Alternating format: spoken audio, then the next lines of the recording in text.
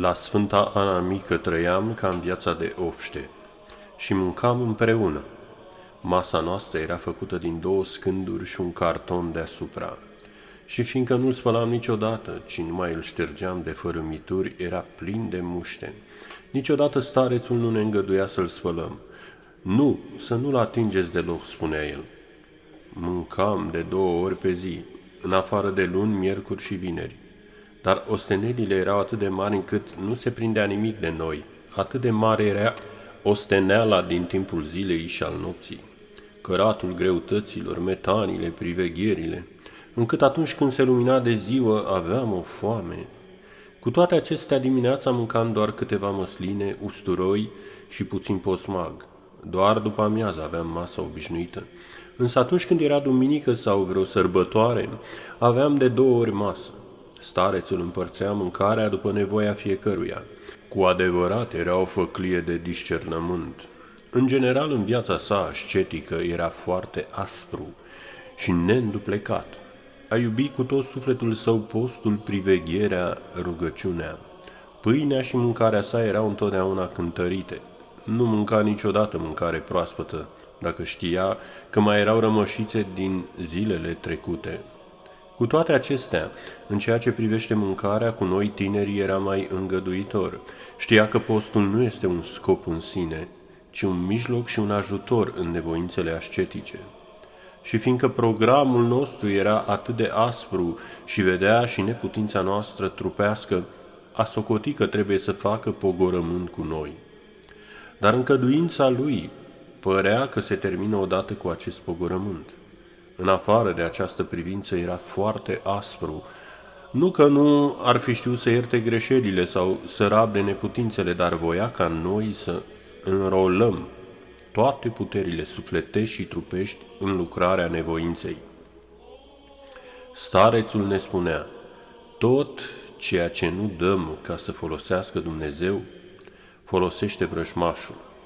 Pentru aceasta Domnul ne dă poruncă ca să-L iubim din tot sufletul și din toată inima, ca să nu găsească loc cel viclean în lăuntrul nostru. De obicei nu aveam pâine proaspătă, ci doar câteva bucăți de pâine veche. Dacă voiam să mâncăm pâine proaspătă, ce făcea starețul? Lua pâinea uscată, o punea în strecurătoare și apoi o acoperea cu un prosop. După aceea fierbea apă sub strecurătoare și aburul care trecea prin găuri înmuia pâinea, de parcă ar fi fost bumbac. Artă a artelor! Din când în când starețul ne făcea și pâine, amesteca puțin terci, apoi îl întindea pe niște bucăți de tablă ruginită și îl băga într-un cuptor mic. Dar această pâine din terci o vedeam odată la 2 ani. Dar cât de frumos era atunci la acele colibe, cu sânge și sudoare au fost tropite, dar cât o odihnă și har ne aduceau. Starețul obișnuia să ne gătească, fiindcă era un bucătar foarte bun. În timp ce gătea, ochii lui vărsau neîncetat lacrimi. Unde s-o fi aflat mintea lui în acele clipe? Cu siguranță că focul îi va fi amintit de focul iadului și plângea la amintirea morții. Și fiindcă rostea neîncetat rugăciunea cu gura, harul lui Dumnezeu sfințea și mâncarea pe care o făcea foarte gustoasă. Din această pricină de multe ori îl chemau la hramurile mănăstirilor ca să gătească.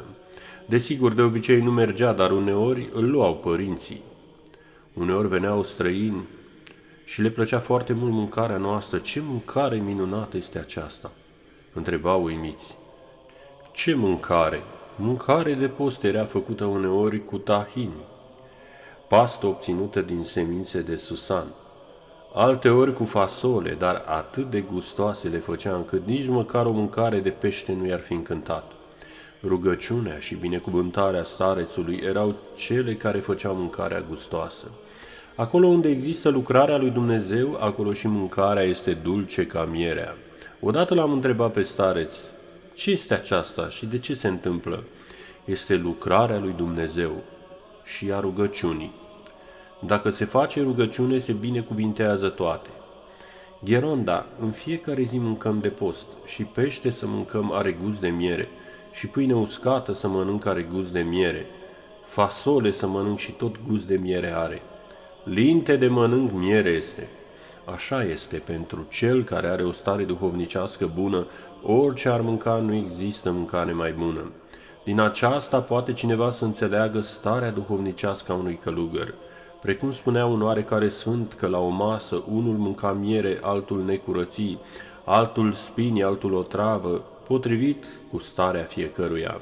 Starețul făcea și vin, usca puțin struguri la soare, îi strivea cu mâinile și făcea un vin foarte bun de slujbă. Un pelerin din Paris și-a amintit toată viața lui de acest vin. Aveam și o altă mâncare bună de duminică acolo în pustie. Nicăieri, altundeva în Sfântul Munte, pe acele stânci abrupte creșteau niște buruieni sălbatice. Locurile unde creșteau erau foarte primejdioase, dar eu ca tânăr mergeam și le adunam. Starețul mă aștepta cu o pungă mică. Tăiam doar frunzele deschise la culoare, nu și pe cele închise, și le lăsam tulpina ca să mai crească și altele. Apoi le fierbeam, le puneam într-un lighean și turnam peste ele un de lemn. Starețul punea un de lemn din belșug, căci îi plăcea foarte mult. Zeama era foarte sănătoasă.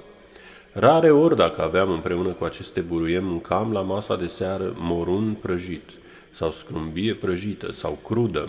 Dacă era sărbătoare și aveam 2 mese, mâncam această mâncare și dimineață și după amiaza. Starețul se bucura de această salată și de morunul prăjit, căci erau foarte gustoase. Cu acest mic pogorământ simțeam că eram cei mai bogați oameni din lume. Aceasta, desigur, era mâncarea de duminică, dar în celelalte zile, dacă simțea vreodată nevoia să mănânce pește, de unde ar fi putut să-l ia, că doar nu exista pe acolo, pe acele stânci, niciun magazin unde să se vândă pește. Pentru aceasta starețul îmi spunea: "Bobocule, ia-ți armele și coboară la mare ca să prinzi ceva", căci nu avea o asprime lipsită de discernământ și știa să facă și pogorământ, așa cum făceau mari asceți. Și astfel îmi luam undița și în timp ce pescuiam mă gândeam la bucuria pe care o aveam să-i o fac starețului. De obicei aduceam o jumătate de kilogram, uneori, în afară de peștișori, prindeam și câte o caracatiță sau vreun calamar. Când mă întorceam, starețul îmi spunea bucuros: "Micuțule, voi pune la fier cartofi, orez, ceapă, ca să fac o supă și să mâncăm toți, că suntem 6-7 persoane. Să ne săturăm cu toții dintr-o mână de peștișori." Jumătate de kilogram de peștișori pentru 6-7 persoane. Cu toate acestea, acest puznic de 3 ori fericit se bucura. Starețului îi plăceau și dulciurile, dar unde să găsească așa ceva pe acele stânci? Uneori duminica îi spunea părintelui Arsenie: "Hai, părinte Arsenie, fă o mângâiere, prăjește niște turte cu zahăr, așa cum fac cei din Pont. Să fie binecuvântat." Și astfel părintele Arsenie lua făină, făcea aluat, îl punea în tigaie și îl cocea. Apoi făcea în el o gaură și punea în ea apă și pe amândouă părțile și punea nucă măcinată și puțină scorțișoară. Apoi lua lingura, îl bătătorea și îl făcea ca halva. Acestea erau prăjiturile noastre, turte cu zahăr. Îl ajutam și eu la prăjit. Dar și bătrânul Arsenie a moștenit mult din discernământul starețului Iosif. Vedea că era mic și că mi-era foame. Se gândea: "Acesta este mic și încă îi plac și lui dulciurile, dar ce să mănânce?" Mie, desigur, îmi plăceau de nevoie, după atâtea osteneală, la ascultare, la căratul lucrurilor, la privegheri, la metanii și, datorită aerului curat de munte, mi se deschidea pofta de mâncare și mă chinuia o foame cumplită. "Micuțule, acum că nu ne vede starețul, mănâncă tu rămășițele." "Bine, dar este binecuvântare de la stareț, nu contează. Este puțin tică voie proprie aici, dar o să o aranjăm noi. Așadar mănâncă. Ascultare, eu voi mijloci. Eu vorbesc din partea starețului, de aceea pot să-ți fac un mic pogorământ. Eu sunt locțiitor de stareț." Acolo sus pe stânci nu aveam frigidări, de aceea era firesc ca vara, când întreg locul acela fierbea de căldură, mâncărurile gătite să se strice repede. Tot ce era mucegăit sau stricat trebuia să mâncăm, ca să nu aruncăm.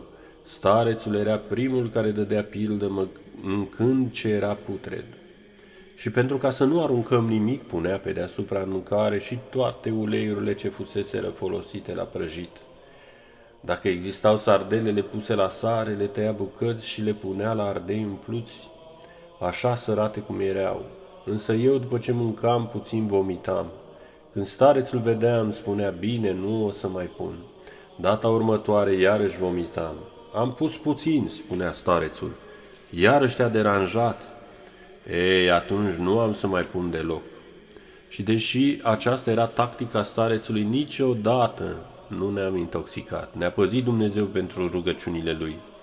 Altfel am fi murit de mult. Acolo sus aveam și 2 portocali mici. Îi plantase starețul când au venit la Sfânta Anamică în 1938. Aceștia erau toți pomii noștri, care mai făceau și ei din când în când câte o portocală. Starețul, ca să nu aruncăm nimic, nu ne dădea binecuvântare ca să curățăm portocalele de coajă, ci ne punea să ne mâncăm cu totul. Ne spunea, nu trebuie să aruncăm nimic. Toate cele de aici sunt sfințite de rugăciunile părinților. Dacă în duminici starețul ne economisea, în celelalte zile de luni până vineri viețuiam cu multă asprime. De obicei se gătea un fel de mâncare pentru toată săptămâna pe care o ținea acoperită în beci, într-un vas de aluminiu. Firește că se acrea, dar starețul o mânca așa, avea o inimă mare și depășise limitele firescului. În ceea ce privește curățenia, aceasta lăsa de dorit. Cum trăiam? Starețul nu se îngrija deloc de sănătatea sa. Dacă s-ar fi îngrijit puțin, ar fi trăit mulți ani, fiindcă avea un organism foarte rezistent. În toată viața mea nu am întâlnit un ascet de o asemenea măsură. Ce cugetare avea starețul, ceea ce mâncam noi dădea și vizitatorilor. Odată a venit cineva de la Paris ca să pusnicească împreună cu noi. Ia și mănâncă, a spus starețul. Este mâncare proaspătă de 3 zile, ardei umplus cu sardele. Iar acela a mâncat. Bine, noi eram învățați, dar acela... Starețul împreună cu bătrânul Arsenie făceau sarmale în care puneau o compoziție sărată și mai puțin gustoasă. Mâncarea starețului nu aruncam până când nu se mucegăia. Uneori ne trimiteau pachete cu alimente în care se aflau și ouă fierte, dar care se spărgeau în timpul transportării. Dar starețul, fără să se teamă de nimic, le curăța și ne mânca. Atâta osteneală au făcut femeile ca să le fiarbă. De ce să le mâncăm gheronda, ca să ne mănânce ele pe noi? Le vom mânca. Nu trebuie să aruncăm mâncarea, este păcat. Starețului îi plăcea brânza, dar în acele condiții aceasta făcea viermi, însă el o curăța liniștit și ne-o dădea să o mâncăm. Trebuia neapărat ca să fie consumate mai întâi alimentele mai vechi. Astfel mâncam și paste făinoase cu viermi, dar și fasole, năut, linte care erau pline de viermi. Însă eu, ca bucătară, cum puteam să le dau așa mâncare părinților care atât de mult se osteneau? Soluția însă a găsit-o viteazul părinte Arsenie. Ca să nu-l mâhnească pe stareț, mânca el tot ce era stricat și spunea, voi nu puteți customa celele voastre, eu însă le voi mânca. Părintele Arsenie era cu totul altfel, avea o constituție puternică, mânca toate cele stricate și nu pățea nimic. Ce fel de om era, dar și ce nevoitor. Odată aveam niște mâncare de fasole care se stricase, iar noi, cei tineri, nu puteam să o mâncăm. Dar starețul se mâhnea să o aruncăm. Atunci s-a rugat cu lacrimi și ne-a dat-o a doua zi și o prea slăvită minune. Fasolele înnăcrite deveniseră atât de gustoase încât păreau a fi o delicatesă. Învățătura starețului era aceasta: când cineva duce lipsă de ceva și rabdă, atunci vine binecuvântarea lui Dumnezeu. Odată părintele Arsenie a îndrăznit să spună, nu are niciun gust peștele. Tot ce ne-a dat Dumnezeu, i-a spus starețul, este bun, vom plăti pentru cârtirea ta, părinte Arsenie. Și într-adevăr, mai apoi a venit foametea. În fiecare primăvară își făceau apariția cete întregi de omizi. Ah, cât mă scârbeam de ele, distrugeau toate frunzele de la tufani în calea lor și îi lăsau despuiați. Rămâneau crengile goale, își pierdeau toată frumusețea. Iar eu ziceam în sinea mea, când vor ieși frunzele ca să se înverzească locul puțin? Nu aveam nimic altceva decât acești tufani. Omizile se adunau lângă chilia mea și lângă cea a starețului. Numai când le vedeam, mi se întorcea stomacul pe dos și îmi venea să vomit. Când găteam, acestea umblau peste tot și cădeau și în mâncare. Pe atunci nu aveam bucătărie, ci găteam afară, pe stânci. Starețul îmi spunea, ei, sunt și ele niște ființe vii, sunt rele? Dumnezeu le-a făcut și pe ele, ce contează? Vom mânca și mâncare cu carne. Gândește-te că ai făcut mâncare cu melci. Însă eu ziceam în sinea mea, Maica Domnului, iartă-mă, dacă vom pleca de aici, vom pleca ca să scăpăm de omizi și de vânt. De acestea două se îngreuia sufletul meu. Era o situație grea, împărțeam mâncarea la părinți și omizile mișunau în ea. Odată pe când mâncam, un părinte îmi spune, ia privește cum își mișcă ochișorii. De vreme ce le-a binecuvântat starețul, sunt bune și omizile, i-am spus eu. Starețul, care era ochi și urechi, a zis aceluia, mănâncă și nu mai vorbi, mâncăm macaroane cu carne. Acela însă a continuat, Efrem, ia uite-te la căpșorul lor. Părintele meu, i-a spus starețul tăios, dacă mai spui o singură dată, poți să strângi lucrurile și să pleci. Acela a înlemnit. Îndată și-a schimbat dispoziția și mi-a spus, Efrem, mănâncă, nu are nimic. Cu puțin înainte de adormirea starețului m-am îmbolnăvit.